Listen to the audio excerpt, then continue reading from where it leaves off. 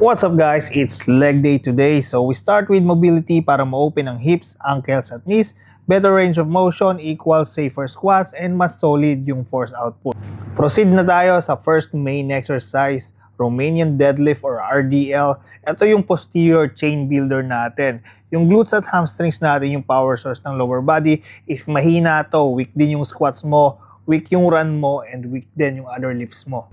4 working sets tayo dito, 6 to 12 reps. Next move is searcher squats. Mas komportable ako dito.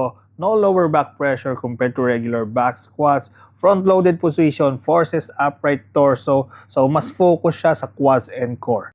Next is unilateral strength work naman tayo. Bulgarian split squats. Ito yung naglalabas ng left-right imbalance. If nanginginig ka dito, that's exactly why you need it. Next is direct quad isolation naman tayo. Leg extension para tapusin ang quads ng walang spinal fatigue. Control, squeeze, walang ego weight tayo dito. Aim for 15 to 20 reps. And for our last exercise, adductor machine. If wala kayong ganitong machine sa gym nyo, pwede naman kayong mag-sumo squats. Okay, so ito yung most skip and most needed natin.